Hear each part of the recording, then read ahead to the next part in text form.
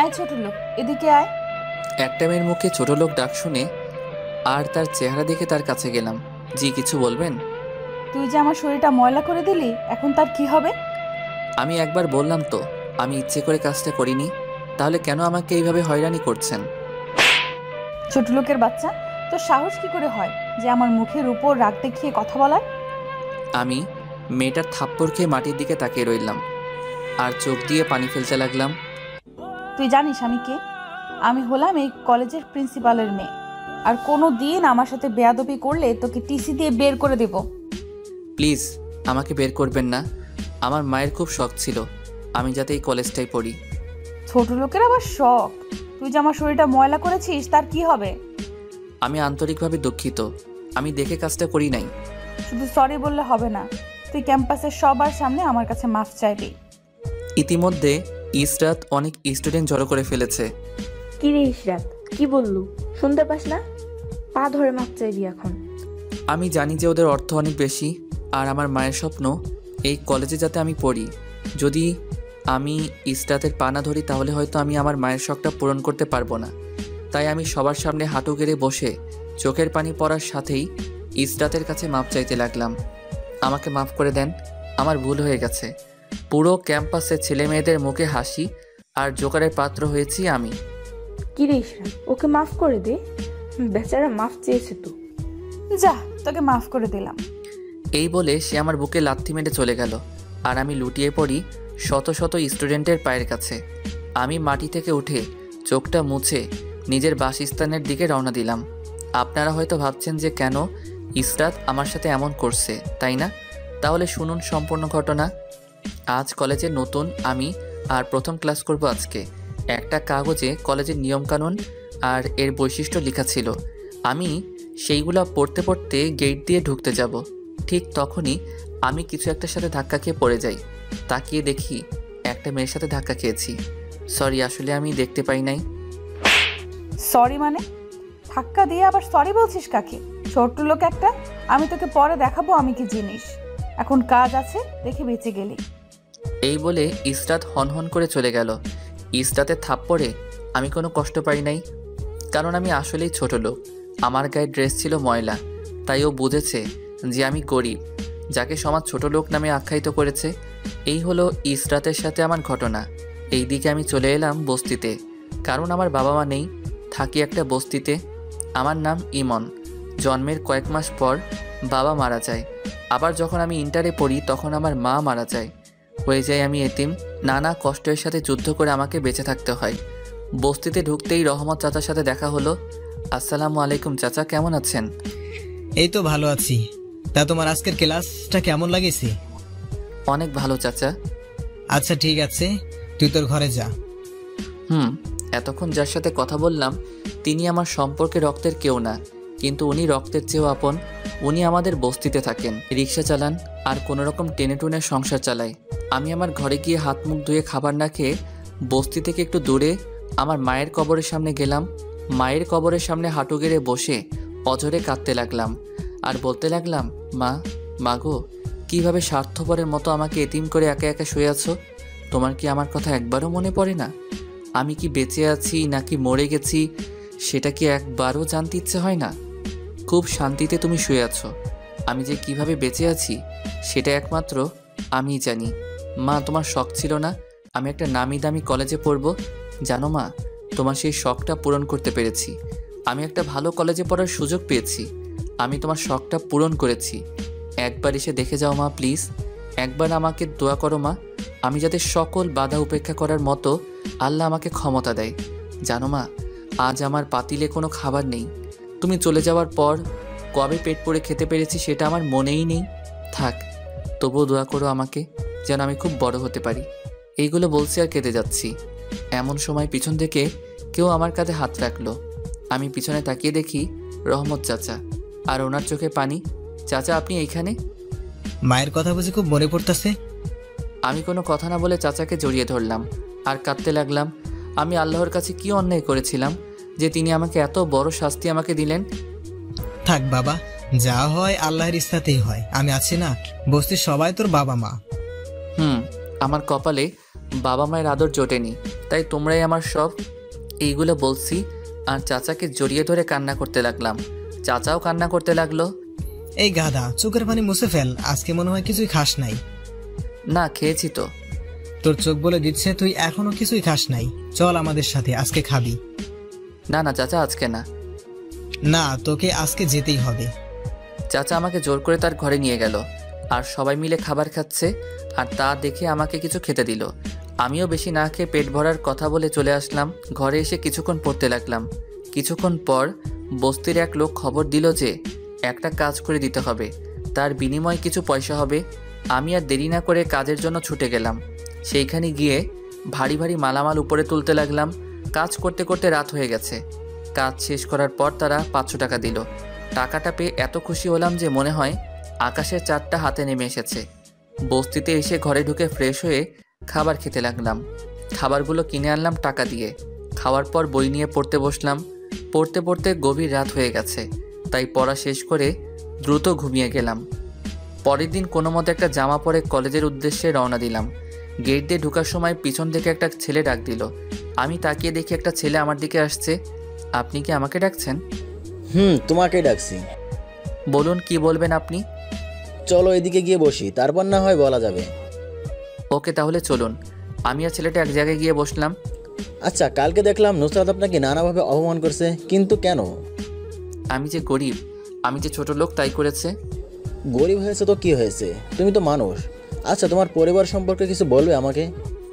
কিন্তু আমি তো আপনাকে চিনি না। আমি তোমার সাথে এক ক্লাসে ক্লাস করি, হয়তো তুমি খেয়াল করো না। হয়তো। বলবা তোমার পরিবার সম্পর্কে? আমার পরিবার বলতে শুধু একটা বস্তি আছে, আর কিছুই নেই। মানে? শুনতে চান আমার জীবনের সুখগুলা? চাই। তাহলে শুনুন। ছেলেটিকে সব বলে দিলাম। ছেলেটি আমার কথা শুনে তার চোখ দিয়ে পানি পড়তে লাগলো। কি হলো? আপনার চোখে পানি কেন? না, এমনি। তুমি এত কষ্ট করে পড়াশোনা করো কিভাবে? সবই আমার নিয়তি। তো আজ থেকে আমি তোমার ফ্রেন্ড, তুমি কি আমাকে ফ্রেন্ড বানাবে? আপনি আমার মতো ছোট লোকের সাথে ফ্রেন্ডশিপ করলে আপনাকে অনেক অপমানিত হতে হবে। কেউ আমাকে কিছু বলবে না, তুমি রাজি কিনা ফ্রেন্ড হতে?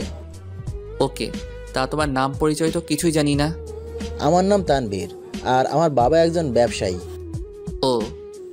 আজকে থেকে আমাদের ফ্রেন্ডশিপের মাঝে শুধু তুই থাকবে, তুমি আর আপনি মুছে যাবে। ওকে, চল এখন ক্লাসে চল। চলো। আমি আর তানভীর ক্লাসের দিকে হাঁটা ধরলাম। দূর থেকে গতকালের মতো ইসরাত আবার ডাকছে। দোস্ত, তুই আজকে যাস না, ওরা তোকে অপমানিত করবে। গেলে আমাকে অপমান করবে, আর না গেলে আমার বাবা মাকে করবে। আর আমি চাই না আমার জন্য আমার বাবা মাকে কেউ অপমান করুক। প্লিজ তবুও যাস না। তুই ক্লাসে যা, আমি দেখি ওরা কি বলে। এই বলে আমি ওদের সামনে গেলাম। আমাকে ডাকছেন? তোকেই ডেকেছি। এতক্ষণ লাগলো কেন আসতে? সরি, বুঝতে পারি নাই। হয়েছে, আর বলতে হবে না। তোকে ডেকেছি একটা কাজ করার জন্য। কি কাজ করব? ওই যে আইসক্রিমওয়ালাকে দেখতে পাচ্ছিস, ওখান থেকে আমাদের জন্য কয়েকটা আইসক্রিম নিয়ে আয়। ওকে। এই নে টাকা। আমি টাকাটা হাতে নিয়ে ওদের জন্য কয়েকটা হাতে নিয়ে আসলাম। এই নেন আপনাদের আইসক্রিম। সবাইকে হাতে হাতে দে। আমি কথা না বলে চুপচাপ তাদের দিকে লাগলাম। ইসরাতের এক বান্ধবীকে দেওয়ার সময় ইসরাত তার হাত দিয়ে হালকা ধাক্কা দিয়েছিল, যার কারণে আমার হাত থেকে আইসক্রিমটা পড়ে যায় আর তার বান্ধবীর জামায় লেগে যায়। কানা নাকি তুই? আমি তো ইচ্ছে করে ফেলি নাই। তাহলে কি আমি ফেলেছি এগুলা? এখন আমার জামাটা নষ্ট করে দিলি তুই। সত্যি বলছি, আমি ইচ্ছে করে দেই নাই। আপনার বান্ধবীর হাতের ধাক্কা খেয়ে এগুলো পড়ে যায়। কি? তোর এত বড় সাহস আমার নামে মিথ্যা বলিস? ঠাস ঠাস। এই বলে ইসরাত আমাকে 2টা থাপ্পড় দিল। ওদের থাপ্পড় খেয়ে সাথে সাথে চোখ অন্ধকার হয়ে যাবে মনে হচ্ছে। তবু আমি চুপচাপ গালে হাত দিয়ে দাঁড়িয়ে আছি। কোথায় থেকে যে এই পাগলগুলো আসে পড়ার জন্য বুঝতে পারছি না। এখন আমার কি হবে? এই, তুই তো শার্ট খোল। শার্ট খুলবো কেন?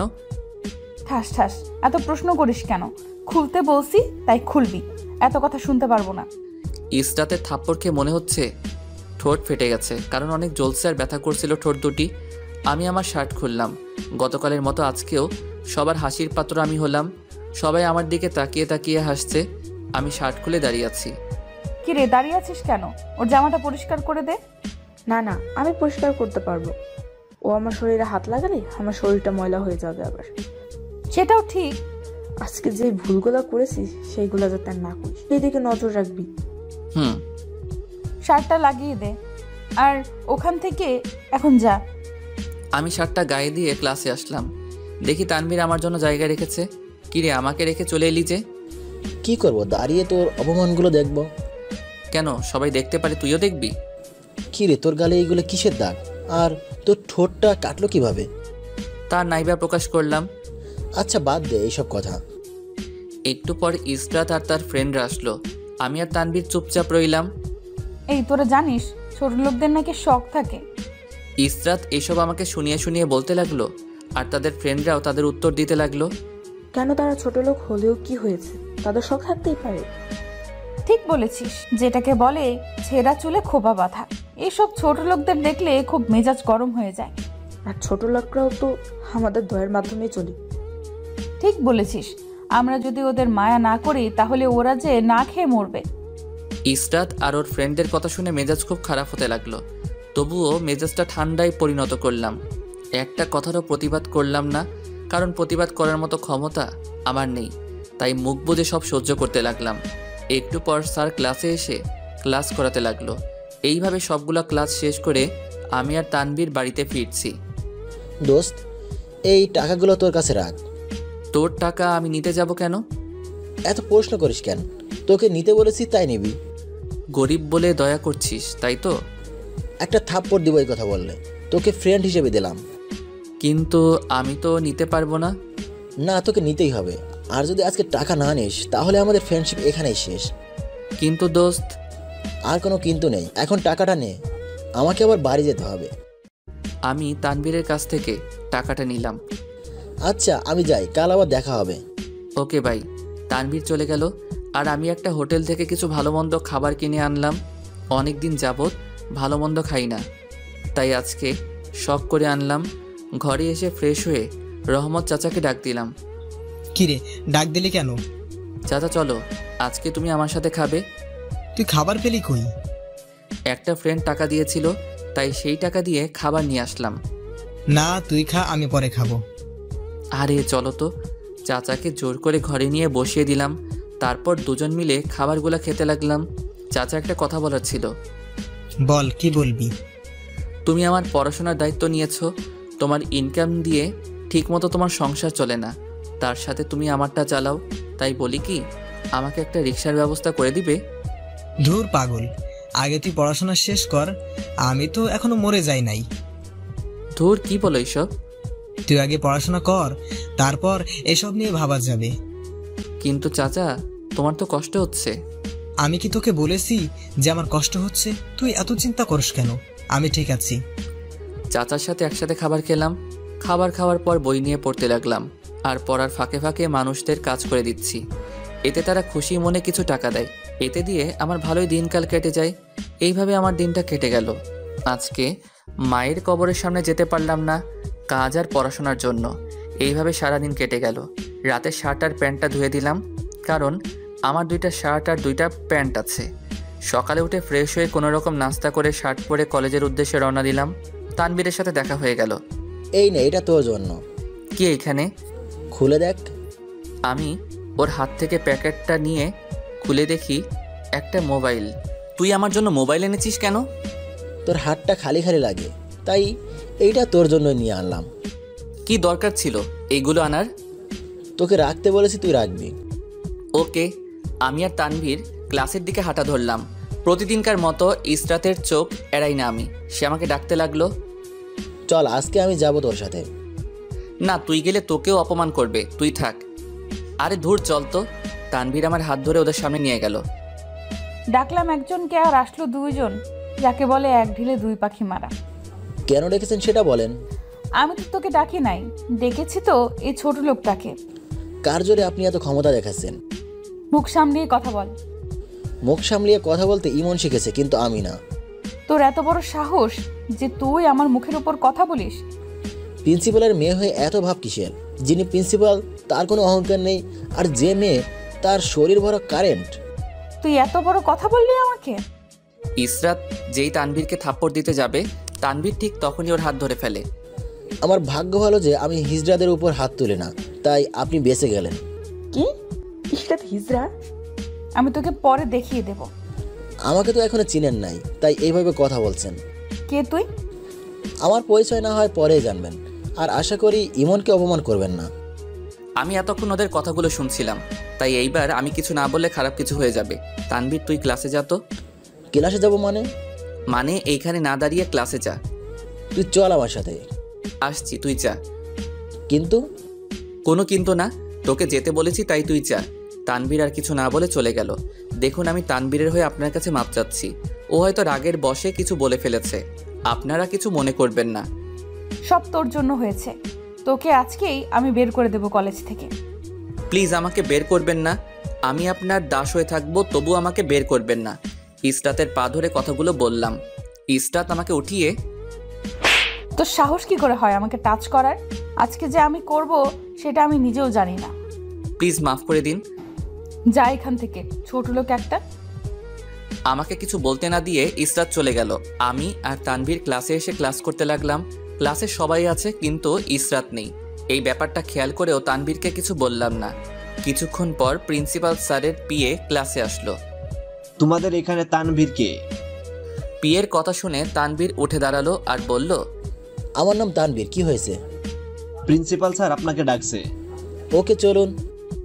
পিএ এর সাথে তানভীর প্রিন্সিপাল স্যারের রুমে হাঁটা ধরল। এইদিকে ক্লাসের ছেলেমেয়েরা বলাবলি করছে যে যাদের একবার প্রিন্সিপাল স্যার ডাকে তাকে নাকি একেবারের জন্য বহিষ্কার করে দেওয়া হয়।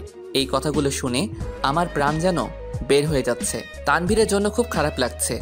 আজ আমার জন্য বেচারার এই অবস্থা। অন্যদিকে স্যার, আসবো? আসো। তানভীর প্রিন্সিপালের রুমে ঢুকে দেখে ইসরাত এক কোণে দাঁড়িয়ে আছে। তানভীরের বুঝতে কষ্ট হলো না যে এইগুলো ইসরাতের চক্রান্ত। বাবা, এই ছেলেটা আমার সাথে খুব বাজে ব্যবহার করেছিল আর আমাকে টিস করছিল। প্রিন্সিপাল স্যার আমার দিকে মুখ তুলে তাকাতেই চমকে উঠলেন। আরে আসাদ, তুমি? আপনি তো আমাকে ডেকে পাঠিয়েছেন। ইরশাদ বলল যে তুমি নাকি ওকে টিস করেছো। স্যার, আমি আপনার সব প্রশ্নের উত্তর দেব। আগে আপনাকে কয়েকটা প্রশ্ন করব, যদি অনুমতি দেন। ওকে, করতে পারো। স্যার, আপনার মেয়ে ইসরাত যতগুলো ছেলের নামে বিচার দিয়েছিল সবার নামে টিস করার অপরাধ উল্লেখ করছে, তাই না? হ্যাঁ, তাই তো।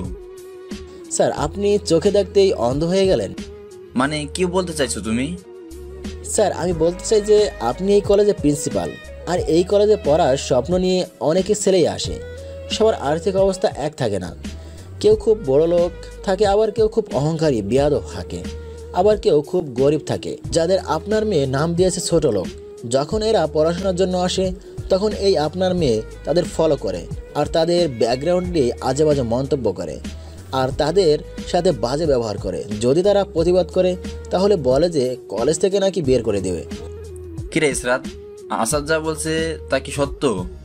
আসাদ কি এখানে? ও হচ্ছে এই কলেজের প্রতিষ্ঠাতার মধ্যে একজন প্রতিষ্ঠার ছেলে। ও কি আসাদ? জানি না ইসরাত তোমার নামে কি মন্তব্য করেছে। তুমি এখন ক্লাসে যাও, ব্যাপারটা আমি দেখছি।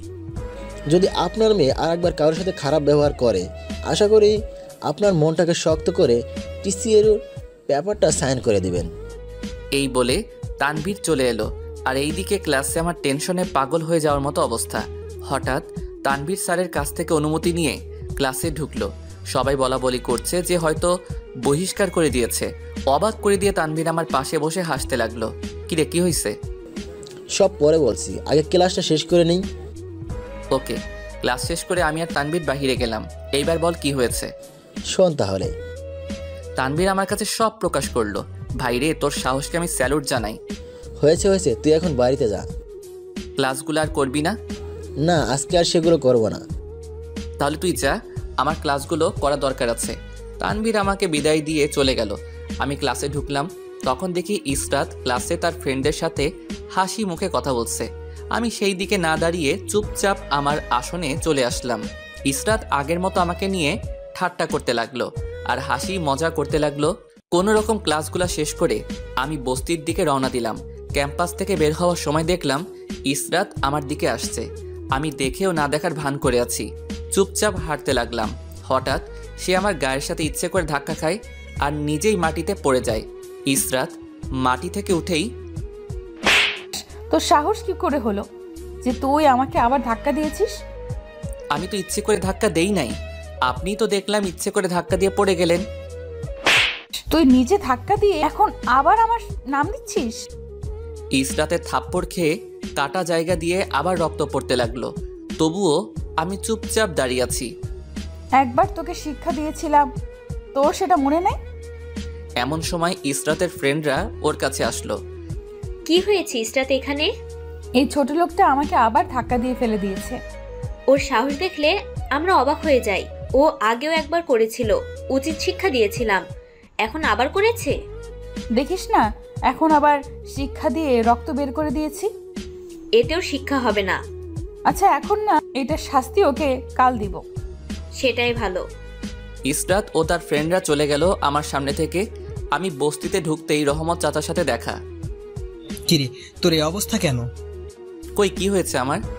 তোর মুখে রক্ত কিসের? ও রক্ত, মানে বল কি হয়েছে? ওই একটা গাড়ির সাথে হালকা ধাক্কা খেয়েছি, তাই এমন হয়েছে। দেখে সাবধানে হাঁটতে পারিস না? অনেকখানি কেটে গেছি। ওকে, আমি ঠিক আছি। তুমি এখন কই যাচ্ছ? আর কই যাব, রিক্সা নিয়ে বের হব। ওকে, তুমি যাও। আমি আমার ঘরে এসে ফ্রেশ হয়ে খাবার খেতে গিয়েও পারলাম না, কারণ কাটা জায়গায় জ্বলছে। তাই না খেয়ে শুয়ে রইলাম আর তানভীরের দেওয়ার মোবাইলটা টিপতে লাগলাম। হঠাৎ তানভীর কল দিল। হ্যালো, কে বলছেন? এই আমি তানভীর বলছি। কি রে, তুই কি মোবাইলের ভিতর সিম কার্ড দিয়েছিলি নাকি? কেন, তুই দেখোস নাই? মাত্র দেখলাম। কি করস এখন? শুয়ে আছি, আর কি করব। খাবার খেয়েছিস? মাত্র খেলাম। ওকে বাই, পরে কথা বলবো। মাত্র কল দিলে আবার কেটে দিবি? তোর খবর নেওয়ার জন্য কল দিয়েছি, কিছু বলবি তুই? না, কি বলবো। Okay bye.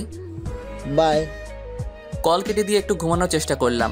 পেটের ক্ষুধার জ্বালায় ঘুম আসছে, তাই উঠে ব্যথাকে উপেক্ষা করে কিছু খাবার খেয়ে নিলাম। খেয়ে ঘুমিয়ে গেলাম। বিকেলে ঘুম থেকে উঠে অজু করে মায়ের কবরের সামনে গিয়ে কবরটা জিয়ারত করে আসলাম। কিরে, কবর জিয়ারত করছিলি বুঝি? তোর মায়ের দোয়া আর আমাদের ভালোবাসার তোর সব সময় সাথে ছিল, আর আছে, আর থাকবে। আজকে রিক্সা নিয়ে বের হলে না? গিয়েছিলাম, হঠাৎ করে শরীরটা খারাপ লাগছিল, তাই আজকে আর চালামো না। কেন, কি হয়েছে তোমার? মাথাটা ঘোরাচ্ছিল। এখন ঠিক আছো তো?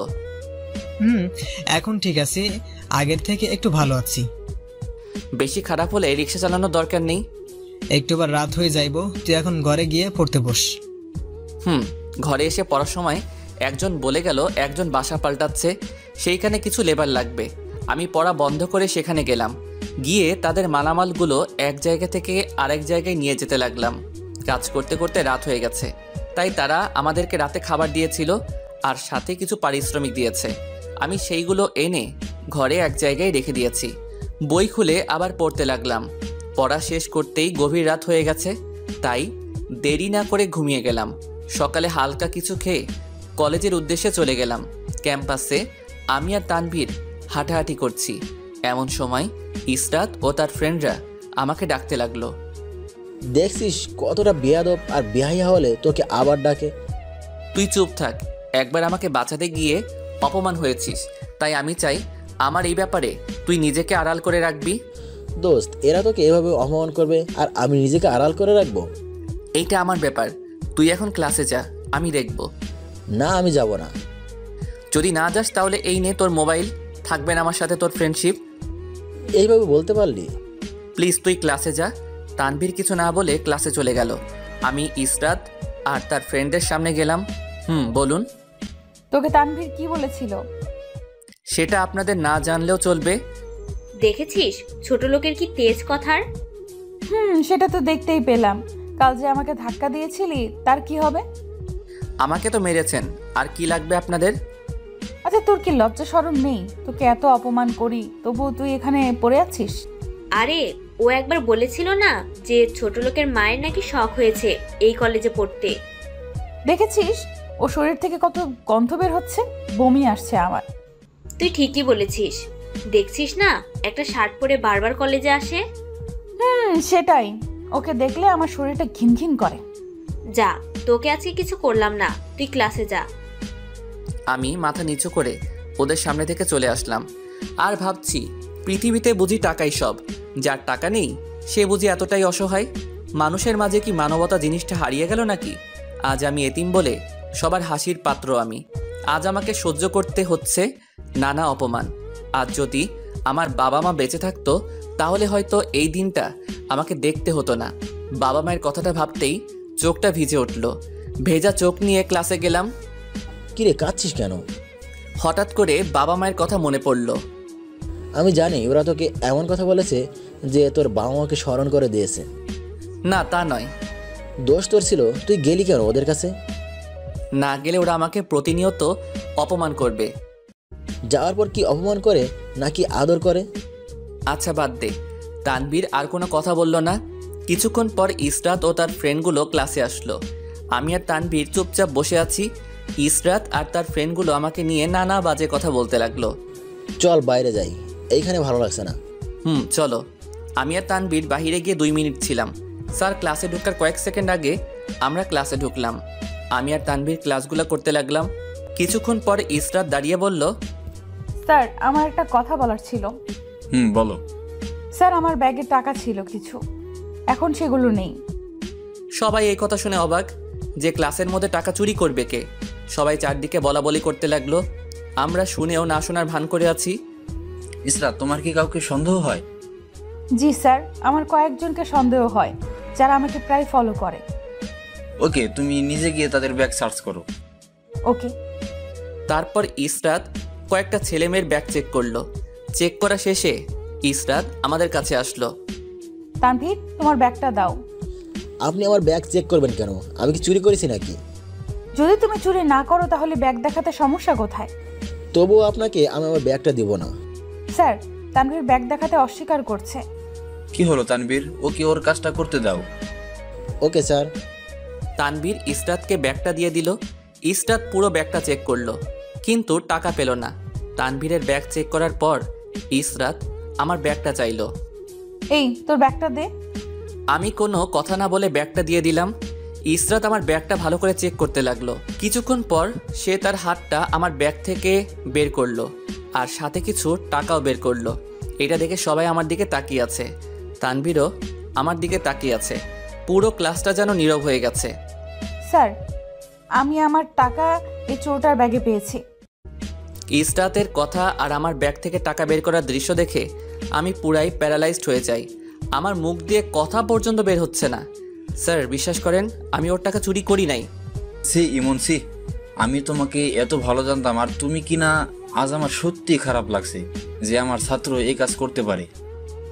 প্লিজ স্যার একবার বিশ্বাস করুন আমাকে, আমি ওর টাকা চুরি করি নাই। ওকে, তুমি বসো। আর স্টুডেন্ট, এটা আমাদের ক্লাসের ঘটনা, তাই এটা যাতে বাহিরে না ছড়ায় সেই দিকে খেয়াল রাখবা।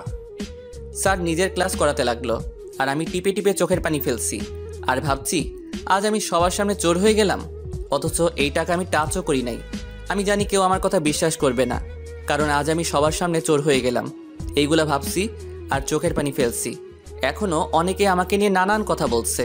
স্যার ক্লাস নিয়ে চলে গেল আর আমি আমার ব্যাগটা নিয়ে বাহিরে চলে আসলাম। আসার সময় ইসরাত ও তার ফ্রেন্ডরা চোর চোর বলে বেড়াচ্ছিল। আমি ব্যাগ নিয়ে ক্যাম্পাসের এক কোণে বসে কাঁদতে লাগলাম। কিছুক্ষণ পর কেউ একজন আমার কাঁধে হাত রাখলো। আমি পিছনে তাকিয়ে দেখি তানভীর দাঁড়িয়ে আছে। আমি ওকে কিছু না বলে চুপচাপ বসে রইলাম। আমি জানি তুই চুরি করস নাই, ওই বেয়াদবটা তোকে ফাঁসিয়েছে। আমার মরা মায়ের কসম খেয়ে বলছি দোস্ত, আমি চুরি করি নাই। জানি আমি। যখন তুই আর আমি বাইরে গিয়েছিলাম তখন ওরা তোর ব্যাগে টাকা ঢুকিয়ে দিয়েছিল। আজ আমি সবার সামনে চোর হয়ে গেলাম।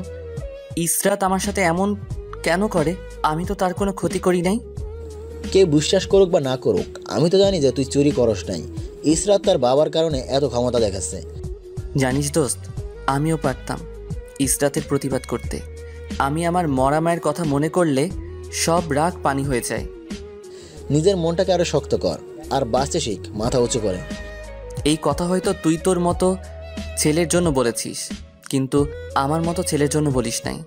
এটা সবার জন্য বলছি। আমি এখন কিভাবে কলেজে আসব? সবাই আমাকে এখন চোর হিসেবে চিনে। মন খারাপ করিস না, তুই এখন বাসায় যা। তুই ক্লাস করবি? না, আজকে করবো না, তুইও করিস না। ওকে। তানভীরের কাছ থেকে বিদায় নিয়ে আমি বস্তির দিকে হাঁটা দিলাম। আজকে বস্তিতে না গিয়ে আগে মায়ের কবরের সামনে গেলাম। মায়ের কাছে মনের সব সুখ প্রকাশ করতে লাগলাম। মাগো, কেমন আছো? জানি না তুমি কেমন আছো, তবে আমি খুব ভালো আছি, কারণ আমার প্রতিটা শ্বাস প্রশ্বাসের সাথে কষ্ট মিশে আছে। যখন তুমি ছিলে তখন তুমি আমাকে একটা ফুলের টোকাও লাগতে দাও নাই। আজ আমার থাকার কথা রাজপ্রাসাদে, আর আমি থাকছি একটা ময়লার বস্তিতে। জানো মা, তুমি মারা যাওয়ার পর তোমার মা বাবা আর ভাইয়েরা আমার থেকে সব সম্পত্তি কেড়ে নিয়ে আমাকে রাস্তায় বের করে দিয়েছিল। এতে আমার কোনো কষ্ট নেই, কারণ আল্লাহ আমাকে মাথা লুকাবার মতো জায়গা দিয়েছে। আজ অভাবের কারণে আমি চোর হয়েছি, যেটা ছিল আমার নামে মিথ্যা অপবাদ। মাগো, তুমি তো কখনোই আমাকে চুরি করতে শেখাও নাই, তাহলে আজকে কেন আমি সবার সামনে চোর হলাম? কেন সবাই আমাকে নিয়ে হাসতে লাগলো? তুমি আমাকে কেন একা রেখে গিয়েছো? থাক, আর কিছু বলবো না। আল্লাহ যাতে তোমাকে জান্নাতুল ফেরদৌস দান করে সেই দোয়া করি। এই বলে মায়ের কবরটা ধরে কাঁদতে লাগলাম। এইভাবে কতক্ষণ কেঁদেছিলাম মনে নেই। কবরের কাছ থেকে উঠে মাকে বিদায় দিয়ে বস্তির গলিতে ঢুকতেই চাপা কান্না ভেসে আসতে লাগলো। ভালো করে আওয়াজটা খেয়াল করলাম। আওয়াজটা রহমত চাচার ঘর থেকে আসছে, তাই দেখার জন্য রহমত চাচার ঘরে ঢুকলাম। দেখি চাচা বিছানায় মুমূর্ষু হয়ে শুয়ে আছে, আর চাচি আর তার ছেলেমেয়েরা কাঁদছে। এইটা দেখে আমি দ্রুত চাচার কাছে গেলাম। চাচার অবস্থা দেখে আমারও চোখ দিয়ে পানি পড়তে লাগলো। চাচার কি হয়েছে? তোর চাচা কাল বলেছিল তার নাকি শরীর খারাপ, আর আজকে হঠাৎ করে জ্বর আসলো।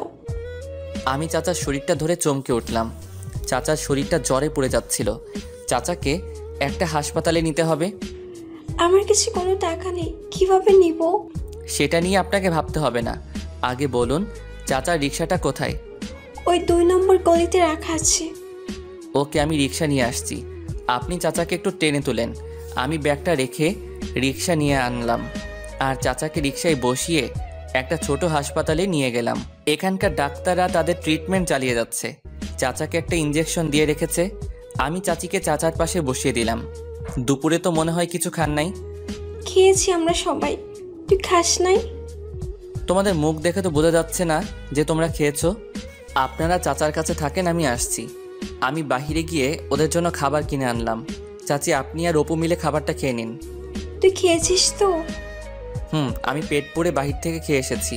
আর এই নাম্বারটা রাখেন, এটা আমার নাম্বার। কিছু দরকার হলে ফোন করে বলবেন।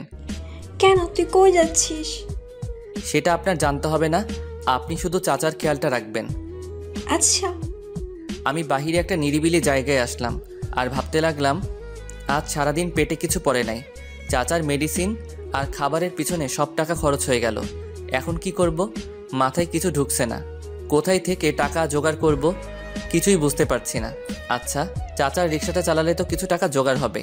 তাই 7-5 কিছু না ভেবে চাচার রিক্সাটা নিয়ে বেরিয়ে পড়লাম। সারাদিন রিক্সা চালালাম। রাতে বাহিরে অল্প কিছু খেয়ে ওদের জন্য কিছু খাবার নিলাম।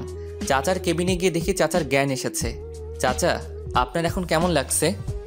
ভালো লাগছে, কিন্তু তুই কোথায় গিয়েছিলি? গিয়েছিলাম একটু বাহিরে। আমার জন্য এত কষ্ট কেন করতে গেলি? কি পাগলের মতো বলছো? আমি আবার কিসের কষ্ট করলাম? তুই আজ সারাদিনে খাবার খেয়েছিস? মাত্র খেলাম, আর আপনাদের জন্য নিয়ে আসলাম। তুই টাকা পেলি কোথায় থেকে? মানে বল, কোথায় পেলি? তোমার রিক্সা চালিয়েছিলাম সারাদিন। তুই রিক্সা চালিয়ে আমার জন্য এসব করেছিস? এই বলে চাচা কেঁদে দেয়, সাথে চাচিও কাঁদতে থাকে। বাচ্চাদের মতো কাঁদছেন কেন? কান্না থামান। দেখেছো এই ছেলে আমার জন্য কি কি করেছে? এখন বেশি কথা না বলে চুপচাপ খেয়ে নিন, আমাকে আবার বস্তিতে ফিরতে হবে। ওকে, তুই গিয়ে পড়তে বস। কোনো সমস্যা হলে আমাকে জানাবেন। আচ্ছা, জানাবো। তারপর আমি চলে এলাম বস্তিতে। হাসপাতাল থেকে বস্তিতে চলে এলাম, আর কিছু টাকা চাচির হাতে দিয়ে আসলাম। বলা তো যায় না কখন দরকার হয়ে পড়ে। বস্তিতে এসে ঘরে ঢুকে পড়তে লাগলাম। আজ সারাদিন কাজ করতে করতে পড়ার দিকে মন দেওয়া হয় নাই, তাই পড়া শেষ করতে করতে রাত প্রায় পেরিয়ে যাবে। পড়া থেকে উঠে আর ঘুমালাম না, হালকা রেস্ট নিলাম। সকালে উঠে না খেয়ে চলে গেলাম কলেজে। কেন জানি না আজ কলেজে যেতে মন টানছে না, কারণ আমি যে সবার কাছে চোর হয়ে গেলাম। লজ্জার কারণে ক্যাম্পাসে আড্ডা দিলাম না। আমি আর তানভীর চলে আসলাম ক্লাসে। কেউই আমার দিকে তেমনভাবে তাকাচ্ছে না, বা কেউ আমাকে নিয়ে কোনো মন্তব্য করলো না। আমি ক্লাসে এসে তানভীরের সাথে কথা বলতে লাগলাম। এমন সময় ইসরাত আর তার বান্ধবীরা ক্লাসে ঢুকলো। আমি আর তানভীর কথা চালিয়ে গেলাম। দেখেছিস, চোর চুরি করে আবার কলেজে আসে। সেটাই তো দেখতে পাচ্ছি, চোরের লজ্জা শরম নেই। ঠিক বলেছিস, আমি হলে কবে কলেজ ছেড়ে চলে যেতাম, আর চোর চুরি করেও কলেজে আসে। ওদের কথা এত কষ্ট লাগলো যে চোখের অবাধ্য পানি আর নিয়ন্ত্রণে থাকলো না, টপ টপ করে বেরিয়ে পড়তে লাগলো। আমার কাছে মনে হচ্ছে ওইগুলা পানি পড়ছে না, বরং আমার বুকের ভিতর লুকিয়ে থাকা কষ্টগুলো পানিতে পরিণত হয়ে বের হচ্ছে। শুনেছি ছোট লোকেরা নাকি পরিশ্রম করে খায়, তাহলে আবার চুরি শিখলো কবে থেকে? যখন তারা কোনো কাজ পায় না, তখন কিভাবে চুরি করবে আবার কিভাবে ছিনতাই করবে সেটা নিয়ে ভাবতে থাকে। যা বলেছিস। ওদের কথাগুলো আমার কাছে বিষাক্ত সূচের মতো লাগছে, যেটা আমার কলিজাটাকে ভেদ করে চলেছে। যদি ওদের মতো ছোট লোকের এতই টাকার প্রয়োজন হয়, তাহলে আমাদের কাছে আসতে পারে, আমরা তাদের ভিক্ষা দিয়ে দিব। তাও যেন তারা চুরি না করে। আমি আর সহ্য করতে না পেরে ক্লাস থেকে বেরিয়ে গেলাম। বেরিয়ে ওয়াশরুমে গিয়ে চোখে পানি দিতে লাগলাম। কি রে, চোখের জল লুকানোর চেষ্টা করছিস? তাছাড়া আর উপায় কই বল? দোস্ত, একদিন তুই দেখবি ইসরাত তার সব ভুল বুঝতে পারবে, আর সেই দিন সে মাপ চাইবে তোর কাছে। দরকার নাই আমার কাছে মাপ চাওয়ার, শুধু আমাকে অপমান করা ছেড়ে দিলে হবে, আমার আর কিছু লাগবে না। সেদিন হয়তো আর বেশি দূর নয়, তুই একটু অপেক্ষা কর। এখন ক্লাসে চলো, ক্লাসে যাই। চল। আমি আর তানবীর ক্লাসে গেলাম। আমরা ক্লাসে ঢোকার 1 মিনিট পর স্যার ক্লাসে আসলো। স্যার ক্লাসটা করাতে লাগলো, আমিও মন দিয়ে ক্লাসটা করলাম। ক্লাস শেষ হতেই আমি ব্যাগ নিয়ে বাহিরে আসার সময়, কিরে কই যাস? আজকে আর ক্লাস করব না, বাড়িতে কাজ আছে অনেক। যাওয়া কি খুব দরকার নাকি? খুব। ওকে তাহলে যা, দেখা হবে পরে। Okay bye. আমি ক্লাস না করে চলে আসলাম। ঘরে ব্যাগটা রেখে চাচা রিক্সা নিয়ে বের হলাম। সারাদিন রিক্সা চালালাম, সকালেও কিছু খাই নাই, আবার দুপুরেও কিছু না খেয়ে রিক্সা চালালাম। যে টাকাগুলো ইনকাম করেছি আজকে, সেইগুলো দিয়ে কিছু খাবার আমি চাচা চাচিদের জন্য নিয়ে গেলাম, আর আমিও হালকা কিছু খেলাম। তবুও পেটে খিদায় চুচু করছে।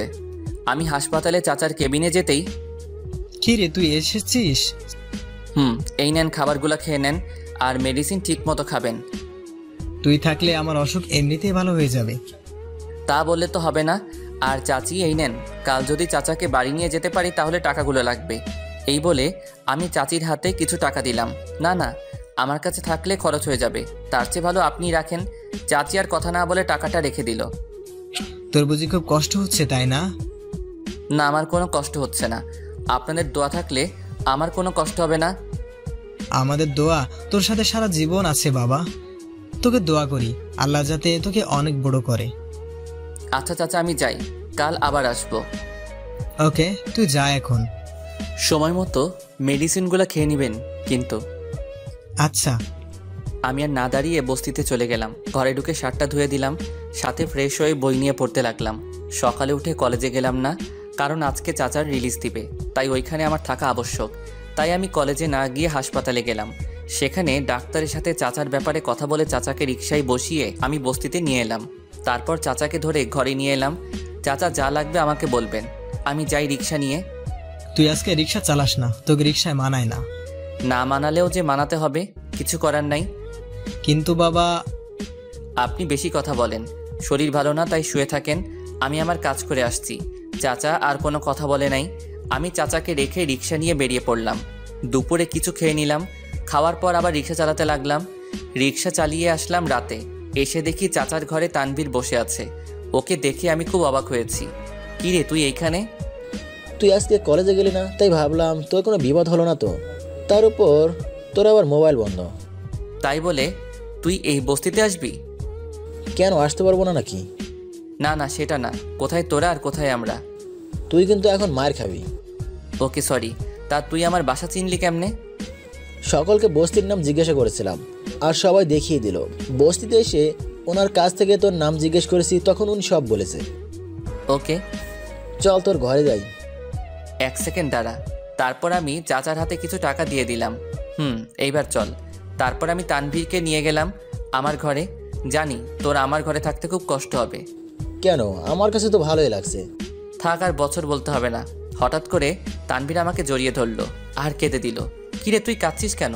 আর তোর কি হয়েছে? দোস্ত, তুই কি কষ্টে লেখাপড়া করিস তা জানা ছিল না, কিন্তু এত কষ্ট যে করিস তা আমার জানা ছিল না। হয়েছে হয়েছে, এইবার কান্না বন্ধ কর। তুই কিভাবে পড়াশোনা করিস, আবার রিক্সাও চালাস, আবার ওদের খেয়ালও রাখিস। কি করব, সবই কপাল। আমি তো এমন ছিলাম না, পরিস্থিতি আমাকে সেই রকম বানিয়েছে। এই না, এখানে কিছু টাকা আছে, এইগুলো তুই রাখ। ধুর পাগল, আগেও একবার দিয়েছিস, এখন দেওয়া লাগবে না। তোকে রাখতে বলেছি, তুই রাখবি। এই কথা বলে তানভীর টাকাগুলো জোর করে ঢুকিয়ে দেয় আমার পকেটে। এইটা কোনো কাজ করলি তুই? এটাই কাজ। আচ্ছা, আমি তোর জন্য খাবার নিয়ে এসেছি। তুই আবার আমার জন্য খাবার আনতে গেলি কেন? তুই আর আমি একসাথে আজ এক ঘরে এক বস্তিতে খাবো, তাই নিয়ে এসেছি। তুই একটা পাগল। বন্ধুর পাগল। তারপর আমি আর তানভীর একসাথে খাবার খেলাম। দোস্ত, আমি যাই, নইলে আবার দেরি হয়ে যাবে। ওকে, সাবধানে যাস। ওকে। তানভীর চলে গেল। আমি পড়াশোনা নিয়ে ব্যস্ত হয়ে পড়লাম। ব্যস্ততা কেটে উঠতে উঠতে গভীর রাত হয়ে যায়, তাই ঘুমিয়ে পড়লাম। পরের দিন সকালে কলেজে গেলাম। ক্যাম্পাসে দাঁড়ালাম না, ইসরাতের ভয়ে, তাই ক্লাসে আমি আর তানভীর চলে আসলাম। মনে মনে যেই ভয়টা পেয়েছি ঠিক সেটাই হলো। ইসরাত আর তার ফ্রেন্ডরা আমাকে অপমান করার জন্য ক্লাসে চলে আসলো, আর আমাকে প্রত্যক্ষভাবে অপমান না করে পরোক্ষভাবে করতে লাগলো। এই, তোরা কি জানিস একটা কথা? আগে আমাদের ক্লাসে ছোট লোক ছিল, আর এখন একজন রিক্সাওয়ালা আছে। আমি ইসরাতের কথা শুনে অবাক হয়ে গেলাম। এই মেয়ে কিভাবে জানে যে আমি রিক্সা চালাই? না রে, জানতাম না। বলতো সেই ছেলেটা কে? কে আবার? এই ছোট লোকটা এখন রিক্সা চালায়। আমাদের কলেজের মান সম্মান সব ডুবিয়েছে, এখন ওর সাথে কথা বলতে ভালো লাগবে না। রিক্সা চালানোর পর থেকে ছোট লোকটার গায়ে থেকে বাজে গন্ধ বের হচ্ছে। তুই ঠিক বলেছিস। দেখিস না একটা জামা কয়দিন পরে আসে। আরো কত কিছু দেখতে হবে আমাদের, আল্লাহ ভালো জানে। কলেজে একবার ছোট লোক ভর্তি হয়েছিল, এরপর চোরের রূপ নিয়েছিল, আর এখন আবার রিক্সাওয়ালার রূপ নিল। ঠিক বলেছিস, এদের এত অপমান করার পরেও এদের শখ মেটে না। আমি ওদের কথা শুনেও চুপচাপ রয়েছি। ওদের অপমান শুনতে শুনতে অভ্যস্ত হয়ে গেছি, তাই চোখ দিয়ে পানি পড়ছে না। তবে তানভীর রেগে গিয়েছে অনেক। আমি তাকে সান্ত্বনা দিয়ে বসিয়ে রাখলাম। ভাই, আমার মন চাচ্ছে আমি ওদের হাতগুলো ভেঙে দিই। এত রাগ কেন তোর? বলছে আমাকে, তোকে তো আর বলছে না। ভাই, তোকে কিছু বললে আমার খুব কষ্ট হয়, তাই তোর নামে বাজে কথাগুলো আমি সহ্য করতে পারি না। তুই তো বলেছিস যে অপেক্ষা করতে, যে ওরা নাকি ওদের ভুল বুঝতে পারবে। তাহলে তুই রেগে যাচ্ছিস কেন? ওকে। আমিও আর কথা বাড়ালাম না। স্যার ক্লাসে এসে ক্লাস করাতে লাগলো। ক্লাস শেষ করে আমি চলে আসলাম বস্তিতে। এসে চাচার সাথে খাবার খেয়ে আমি রিক্সা নিয়ে বের হলাম। রিক্সা চালাতে চালাতে হঠাৎ একটা গাড়ির সাথে ধাক্কা খেলাম, আর সাথে সাথে আমি পড়ে যাই, আর রিক্সা কিছুটা ভেঙে যায়। রিক্সার ভাঙা অবস্থা দেখে আমার প্রাণটা কেঁদে উঠল, কারণ আমার এত সামর্থ্য নেই যে রিক্সা মেরামত করব। আমার হাতে পায়ে কিছুটা ছিঁড়ে যায়। এমন সময় গাড়ি থেকে একজন লোক নেমে এলো, যাকে দেখে আমি খুব অবাক হয়ে যাই, কারণ তার সাথে আমার আত্মার সম্পর্ক। লোকটা হচ্ছে আমার মামা। মামা আমাকে দেখে আমার কাছে দৌড়ে আসলো। তোর কিছু হয় নাই তো? না, আমার কিছু হয় নাই। তোর তো অনেক জায়গায় কেটে গেছে, চল মেডিসিন কিনে দিই। না, আমার লাগবে না, আমি ঠিক আছি। আরে চল তো। তারপর মামা আমাকে একটা ফার্মেসিতে নিয়ে গেলেন, কিছু মেডিসিন কিনে দিল, আর আমার হাতটা ব্যান্ডেজ করিয়ে দিল। তোর সাথে আমাদের কিছু কথা ছিল। কিন্তু আমার কোনো কথা নেই তোমাদের সাথে। প্লিজ একবার আমার সাথে চল, প্লিজ। মামা এমনভাবে অনুরোধ করতে লাগলো যে আমি না গিয়ে আর পারলাম না। মামা আমাকে গাড়িতে বসিয়ে বাড়িতে নিয়ে গেল, যেই বাড়িতে আগে আমি আমার মা আর বাবা থাকতাম। আজ সেই বাড়িতে মামার পরিবার থাকছে। মামা আজ হঠাৎ করে সেই বাড়িতে নিয়ে গেল। বাড়িটাকে দেখে চোখটা ভিজে উঠল, তবু মনকে শক্ত করে বাড়ির ভিতরে গেলাম। আমাকে দেখে নানি খুব খুশি হয়ে গেল। তিনি আমায় জড়িয়ে ধরে কান্না করে দিলেন। আমি কিছুই বললাম না, কিন্তু মনের ভিতরে একটা খটকা রয়ে গেল। আজ হঠাৎ করে তারা কেন এইভাবে ভক্তি দেখাচ্ছে, মাথায় কিছু ঢুকছে না। তারা সবাই আমাকে একটা রুমে নিয়ে গেলেন, যেখানে একজন বয়স্ক লোক শুয়েছিলেন। আমি ভালো করে তাকিয়ে দেখি তিনি আর কেউ নয়, বরং আমার নানা। বাবা দেখো, ইমন এসেছে, এই পরিবারে বড় প্রদীপ জ্বলছে। নানা আস্তে আস্তে আমার দিকে তাকালেন আর হাত দিয়ে আমাকে কি জানি ইশারা করতে লাগলো। আমি তার কাছে গিয়ে তার বুকে মাথা রাখলাম। তিনি আমাকে নানান কথা বলল, সব কথা তার মুখে আটকে যাচ্ছে, তবুও অনেক কিছুই বলল। আমি পিস রোপালের আসামির ন্যায় দাঁড়িয়ে আছি আর তাদের আচরণগুলো দেখতে লাগলাম। দেখলাম নানা আমাকে ধরে কেঁদে দিয়েছেন। তারপর তারা সবাই আমাকে নিয়ে একটা রুমে বসলো। দেখো ইমন, আমরা তো তোর সাথে অনেক খারাপ ব্যবহার করেছি, তোকে তোর ভাই থেকে বের করে দিয়েছি, প্লিজ আমাদেরকে মাফ করে দে। না না, এইভাবে বলবেন না। আমি এখন একজন রিক্সা চালক, তাই এইসবের যোগ্য আমি না। আমরা জানি তুই আমাদের মাফ করতে পারিস নাই। জানিস তোকে কেন এখানে ডাকা হয়েছে? না, কেন? তোকে বের করে দেওয়ার কয়েকদিন পর বাবা পরপর 2বার স্টপ করেন। অনেক ডাক্তার দেখিয়েছিলাম, কিন্তু তাতেও কোনো লাভ হয় নাই। বাবা মাঝে মাঝে খুব অদ্ভুত আচরণ করতেন, তাই আমরা একটা কবিরাজ এনে দেখিয়েছিলাম। তিনি বলেছিলেন যে বাবার কঠিন ব্যামো অসুখ হয়েছে, যখন তখন তিনি মারা যেতে পারে। শুধু তাই নয়, তোর নানা প্রতি রাতে তোকে স্বপ্ন দেখতো। তাই তোর নানা বলেছে যে মরার আগে কোনো পাপ করে যেতে চান না, তাই তিনি তোর সব সম্পত্তি তোর নামে করিয়ে দিয়ে গেছে। এখন আমি কি করব? আমি চাই তুই আমাদের সাথে থাক, আমরা আগের মতো একসাথে মিলেমিশে থাকবো। তা হয় না, আমার স্থান যে এখন বস্তিতে। আজ থেকে তুই এইসবের মালিক, আর তুই চাইলে আমাদের বের করে দিতে পারিস। ছি ছি, আপনারা তো আমাকে লজ্জা দিচ্ছেন। তোকে দেখে এখন আমরা তোর কাছে অপরাধী হয়ে গেলাম। না না, সে কথা বলবেন না। আমি পারবো না আপনাদের সাথে থাকতে। কেন? তুই জানিস আমি তোকে কত খুঁজেছি, সারা শহর খুঁজেছিলাম তোকে আমি। মামা, আপনি যে রিক্সাটা ভেঙেছিলেন তার কি হবে? একজন গরিব চাচা রিক্সা ছিল ওইটা। আজকে আমি ওই চাচাকে একটা অটো কিনে দিব। ওকে, তাহলে আমি যাই এখন। সে কি, কোথায় যাবে এখন? বস্তিতে, সেটাই যে আমার ঠিকানা। তুই আমাদের সাথে থাকবি না? আমি আসবো সেই দিন, যেদিন আমি বিয়ে করে ঘরে বউ তুলবো। দাঁড়া, তোকে একটা জিনিস দেব। কি? এই নে ক্রেডিট কার্ড, যখন টাকা লাগে তুই তুলে নিবি। না না, টাকা আমার দরকার নেই। এইগুলো সব তোর টাকা, আমার না, তাই তোকে নিতে বলছি। কিন্তু মামা। আর কোনো কিন্তু না, তুই এখন চুপচাপ কার্ডটা নে। আমি আর কথা না বলে কার্ডটা নিলাম।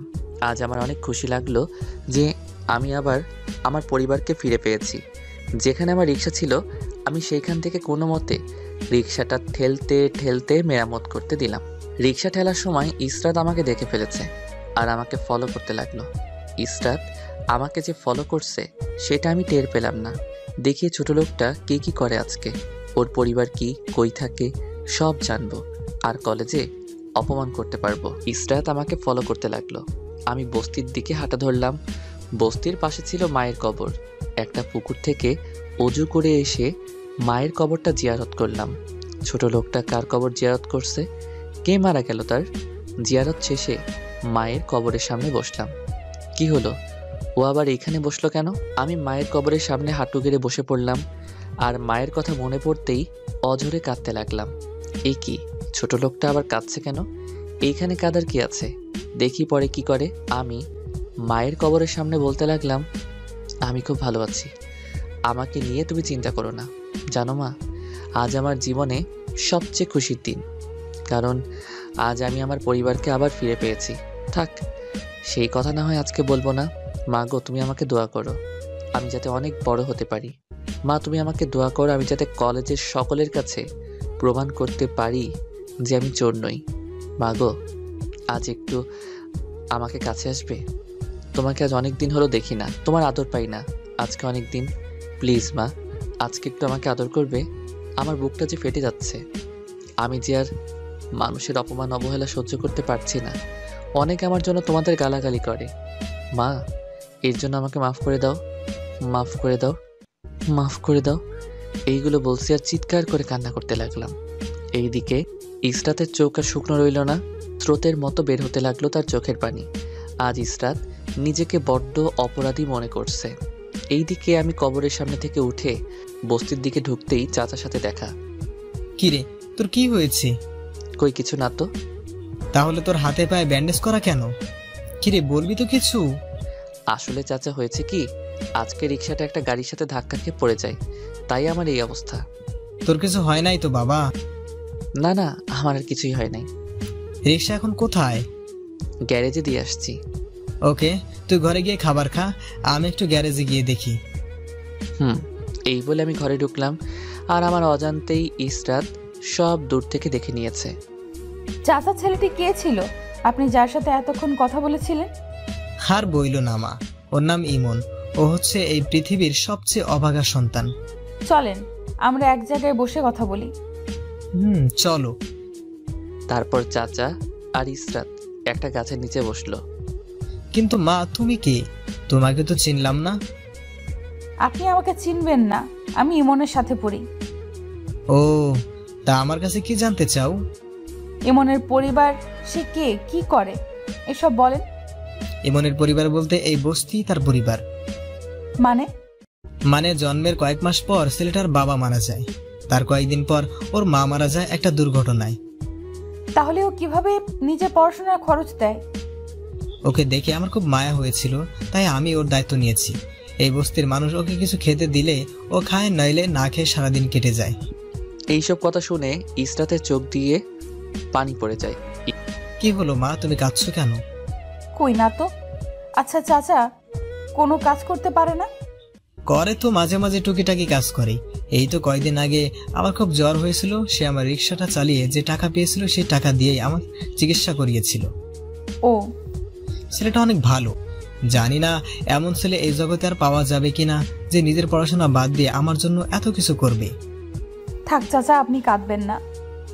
ও হচ্ছে এতিম, বাবা মায়ের ভালোবাসা ছেলেটা বেশি পায় নাই। ওকে কেউ কিছু বললে আমার খুব কষ্ট হয়। ওর বাবার কি কোনো সম্পত্তি ছিল না? ওর বাবা ছিল একজন বড় মাপের ব্যবসায়ী। তাহলে এমন বস্তিতে কেন? ওর মা মারা যাওয়ার পর ওই পরিবারের লোকেরা ওর সম্পত্তি জোর করে দখল করে নেয় আর ওকে রাস্তায় বের করে দেয়। পরিবারের লোক যে এমন করতে পারে তা আমার জানাই ছিল না। আচ্ছা, তুমি গিয়ে ইমনের সাথে দেখা করে এসো। না না, আজকে না, আরেকদিন। তাহলে আমি যাই। আচ্ছা, সাবধানে যেও। ইসরাত জায়গাটি ছেড়ে দিল, কিন্তু ছেড়ে দিতে পারল না হাজার অনুতপ্ত হওয়ার কষ্ট। রাস্তা দিয়ে হাঁটছে আর ভাবছে, আমি কিভাবে ইমনের সাথে এত খারাপ ব্যবহার করলাম। দিনের পর দিন আমি ছেলেটাকে অপমান করলাম। পুরো কলেজের সামনে ছেলেটাকে চোর বানিয়ে দিলাম।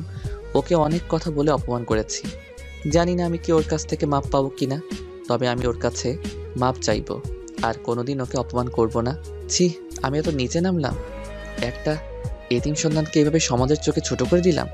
আজ আমি ইমনের কাছেও অপরাধী, নিজের কাছেও অপরাধী। ইমন আমাকে ক্ষমা করলেও আমি যে নিজেকে ক্ষমা করতে পারবো না। এইদিকে আমি চাচা রিক্সা ভাঙার কারণে টেনশন করতে লাগলাম। টেনশনের কারণে ঠিক মতো খাওয়াটাই হলো না। এইভাবে কেটে গেল সারাটা দিন। রাতে দরজা আটকিয়ে পড়তে বসলাম। এমন সময় দরজায় কে জানি টোকা দিল। দরজা খুলে দেখি মামা। আরে মামা, তুমি এখানে? না না, ভিতরে আসো। মামা ভিতরে এসে পরিবেশটা দেখতে লাগলো। তুই এখানে থাকিস কিভাবে? কি করব, নিয়তি যে আমাকে এইখানে পাঠিয়েছে। তুই কিন্তু আমাকে ছোট করছিস। মা না না, আমি তোমাকে ছোট করলাম কই? শোন, তুই যার রিক্সা ভেঙেছিলি, আমি তার জন্য একটা অটো নিয়ে আসছি। কই অটোটা? বাইরে আছে, দেখবি, চল। এখন না, পরে দেখবো। আয় না আমাদের সাথে, একা সাথে থাকবি? আমি তো একবার বললাম যে যেই দিন বিয়ে করব সেই দিন যাব ওই বাড়িতে। ওকে, তাহলে আমি এখন যাই, আমার কাজ আছে। ওকে, সাবধানে যেও। মামা চলে গেলে আমি বাহিরে বের হলাম অটো দেখার জন্য।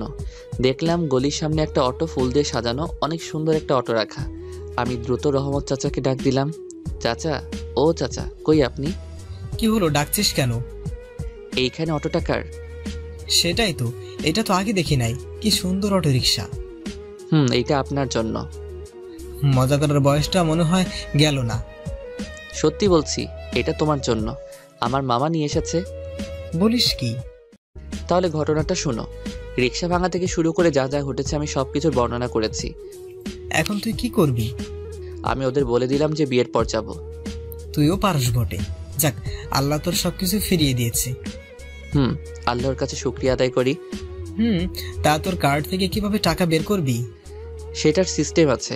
আগে বলো, তোমার কাছে অটোটা কেমন লাগলো? অনেক সুন্দর হয়েছে। তোমাকে আর কষ্ট করে পায়ে চেপে রিক্সা চালাতে হবে না। ওকে চাচা, আমি তাহলে ঘরে যাই। তুমি একটা তালা দিয়ে রাখো। ওকে। আমি আমার রুমে এসে পড়তে লাগলাম। অন্যদিকে, কিরে, খাচ্ছিস না কেন? কখন থেকে দেখছি তুই মন মরা হয়ে আছিস। মা, আজকে খেতে ভালো লাগছে না। তোর শরীর খারাপ নাকি? না, সব ঠিক আছে। আজকে খাবো না, আজকে মনটাই ভালো নেই। এই বলে ইসরাত তার ঘরে চলে গেল আর দরজা আটকিয়ে কান্না করে দিল এই ভেবে যে সে একটা এতিম ছেলের উপর এতদিন অত্যাচার করলো। অথচ ইমনের বাবা মা নেই, সাথে তার পরিবারও নেই। বেচারা ঠিকমতো 3 বেলা খাবার খেতে পারছে না, এইসব ভাবছে আর নিজের ভুলের জন্য কাঁদতে লাগলো। মেয়েটার হঠাৎ কি হলো? সেটাই তো, বাইরে থেকে আসার পর থেকে দেখি মেয়েটা ভীষণ লাগছে। ওকে, আমি দেখবো ব্যাপারটা। এইদিকে আমি পড়া শেষ করে চাচার সাথে 2 মুঠো ডাল ভাত খেয়ে নিজের ঘরে চলে আসলাম। পরের দিন ক্যাম্পাসে তানভীরের সাথে হাঁটতে লাগলাম। দোস্ত, আমি আমার হারানোর সব কিছু ফিরে পেয়েছি। মাকে ফিরে পেয়েছিস? সেটা পেলে তো এই দুনিয়াতে সবচেয়ে সুখী ব্যক্তি আমি হতাম। এখন বল তুই কি কি ফিরে পেয়েছিস? তাহলে শোন কালকের কাহিনী। তানভীরকে আমি কাল কি কি হয়েছিল সব বলে দিলাম। বাহ, এইটা তো খুব খুশির খবর। ভাই, আপনাকে ইশরাত আর তার বান্ধবীরা ডাকছে। হঠাৎ একটা মেয়ে এসে কথাটা বলে গেল। চল, আজকে আমি আবার যাব। বলেছিলাম না তুই এই ব্যাপারে কিছুই বলবি না? দেখ, তোর এখন সব হয়েছে, তাই ওরা তোকে অপমান করার যোগ্য না। আচ্ছা, আমি গিয়ে দেখি কি বলে। তুই আজ প্রতিবাদ করবি। দেখি তানভীরের কাছ থেকে ইসরাতের দিকে হাঁটা ধরলাম। কাছে গিয়ে কিছুটা অন্যরকম খেয়াল করলাম। দেখলাম ইসরাতের মন হয়তো খারাপ। কিরে, কিছু বলছিস না কেন? ছোট লোকটা তো এসেছে তোর কাছে। ঠাস ঠাস। ভেবেছিলাম থাপ্পড়টা আমার গালে পড়েছে, পরে দেখি না, আমার গালে মারেনি, ইসরাত তার বান্ধবীদের গালে মেরেছে। যেটা দেখে সবাই অবাক। সবচেয়ে বেশি অবাক হয়েছে তার বান্ধবী। কিরে, তুই আমাকে মারতে পারলি? পারলাম। তুই কোন সাহসে ওকে ছোট লোক বলেছিস? আমরা তো ওকে এই নামে ডেকে এসেছি। আর এই নামে কেউ ডাকবি না। ইসরাতের বান্ধবী আর আমি রীতিমতো অবাক হয়ে দাঁড়িয়ে রইলাম। আজকে ইসরাতের হলো কি, নাকি এটাও তাদের নতুন কোনো চাল? ইসরাত হঠাৎ করে আমার দিকে মায়াবী দৃষ্টিতে তাকালো। আমি চোখটা নামিয়ে ফেলি। এই, তোরা ইমনের কাছে মাফ চা এখন। আগে যা করেছিস তার জন্য মাফ চাইবি। কি বলছিস তুই এসব? তোর কথা তো কিছুই বুঝতে পারছি না। থাপ্পড় কি খাবি, নাকি কলেজ থেকে বেরিয়ে যাবি, নাকি মাফ চাইবি? ইসরাতের বান্ধবীরা আমার কাছে মাপ চাইতে লাগলো। আমি ইসরাতের কাণ্ড দেখে হা হয়ে দাঁড়িয়ে রইলাম। ইমন, তুমি ওদের মাফ করে দাও। দিয়েছি। হঠাৎ ইসরাত আমার হাতটা ধরে আরেক জায়গায় নিয়ে গেল। ওর প্রতিটা কাজ আমাকে আজ অবাক করেছে। ও আমাকে একটা নিরিবিলি জায়গায় আনলো। ইমন, আমি তোমার সাথে এতদিন অনেক খারাপ ব্যবহার করেছি, তোমাকে অপমান করেছি অনেক, সবার সামনে থাপ্পড় দিয়েছিলাম, পুরো কলেজে তোমাকে চোর বানিয়ে দিয়েছিলাম। প্লিজ তুমি আমাকে মাফ করে দাও। আমি ইসরাতের সাথে কি কথা বলবো, এতটাই অবাক হলাম যে আমার মুখ দিয়ে কথা বেরোচ্ছে না। নাকি আমি স্বপ্ন দেখতে লাগলাম? কি হলো, আমাকে কি মাফ করা যায় না? আজকে আপনার কি হয়েছে? আপনার শরীর ঠিক আছে তো? আমি ঠিক আছি। প্লিজ তুমি আমাকে মাফ করে দাও। না না, আপনি আমার কাছে মাপ চাচ্ছেন কেন? আমার কারোর প্রতি কোনো রাগ নেই। তুমি রাগ করে এইসব বলতেছো। তুমি আজ আমাকে মাফ না করলে আমি সারা জীবন নিজের কাছে অপরাধী হয়ে থাকবো। সত্যি, আপনার উপর আমার সব রাগ অভিমান এখন চলে গেছে। এখন গেছে মানে? আপনি যে আপনার ভুল বুঝতে পেরেছেন, এইটাই অনেক বেশি। তার জন্য আমি অনেক খুশি। আমি তোমাকে আর কষ্ট দিব না। দিলেন তো, নিজের শরীরটা নষ্ট করে। কিভাবে? একজন চোর, ছোট লোক আর রিক্সাওয়ালার হাত ধরে নিজের পবিত্রটাকে কেন অপবিত্র করলেন? প্লিজ এইভাবে বলো না। আমি সত্যিই খুব অনুতপ্ত হয়েছি, নিজের ভুল বুঝতে পেরেছি। তুমি আমাকে মাফ করে দিও। বারবার মাপ চাচ্ছেন কেন? আপনি এতদিন যা করেছেন সব তো ঠিক করেছেন, তাহলে মাপ চাওয়ার কি আছে? আমি মানুষ চিনতে ভুল করেছি, তাই তোমাকে এত কষ্ট আর এত অপমান করেছি। এইবার তো বুঝতে পেরেছেন, তাহলে আমাকে আর বিরক্ত করবেন না। এই বলে আমি সেখান থেকে চলে আসলাম। পিছন থেকে ইসরাত অনেক ডেকেছে, আমি শুনেও না শোনার ভান করে চলে এসেছি। ক্লাসে এসে তানভীরের সাথে বসলাম। কিরে, আজকে অপমান করলো নাকি? কিরে, কি হয়েছে বলবি তো? একটা জিনিস খুব ভাবাচ্ছে আমাকে। কি, বল আমাকে। ইসরাতের এত পরিবর্তন কিভাবে আসলো? মানে সব কিছু খুলে বল। তানভীর তো আমার কথা শুনে অবাক হয়ে আছে। কি বলছিস কি এইসব? ইসরাত এইগুলো বলেছে? এইগুলা বলেছে। এইখানে কি ওদের কোনো চাল আছে নাকি? মনে হয় না। কিভাবে বুঝলি? ইসরাতের চোখের দিকে তাকিয়ে বুঝলাম ওর চোখ এইবার হয়তো কোনো মিথ্যার ছাপ নেই। ওকে, এইসব নিয়ে পরে কথা বলবো, এখন ক্লাস করি। সেটাই। একটু পর ইসরাত ও তার ফ্রেন্ডরা ক্লাসে ঢুকলো। আমাকে নিয়ে আর কোনো রসিকতা করলো না। আমি আমার মতো ক্লাসগুলা করতে লাগলাম। আমি আর তানভীর সবগুলা ক্লাস করলাম। ক্লাস করে আমি আর তানভীর ক্যাম্পাস দিয়ে হাঁটছি। প্লিজ ইমন, আমাকে মাফ করে দাও। হঠাৎ ইসরাত কোথা থেকে আসলো? আপনি আবার কেন আসলেন আমার কাছে? একবার কি আমায় মাফ করা যায় না? যেই ব্যবহার আপনি তানবীরের সাথে করেছেন সেটার জন্য কি আপনি মাপ পাওয়া যোগ্য? ইসরাত কিছু বলতে যাবে ঠিক তখনই তানবীর আমার হাত ধরে টানতে টানতে বাহিরে নিয়ে আসলো। কিরে, এখানে আনলি কেন? যেই ব্যবহার আপনি তানবীরের সাথে করেছেন সেটার জন্য কি আপনি মাপ পাওয়া যোগ্য? ইসরাত কিছু বলতে যাবে ঠিক তখনই তানবীর আমার হাত ধরে টানতে টানতে বাহিরে নিয়ে আসলো। কিরে, এখানে আনলি কেন? এই মেয়ে যাতে তোর কাছ থেকে দূরে থাকে তাই নিয়ে আসলাম। আচ্ছা, আমি যাই তাহলে। তো বন্ধুরা, আজকের গল্পটা এই পর্যন্তই। এটা লাস্ট পার্ট আগামীকাল ছাড়া হবে।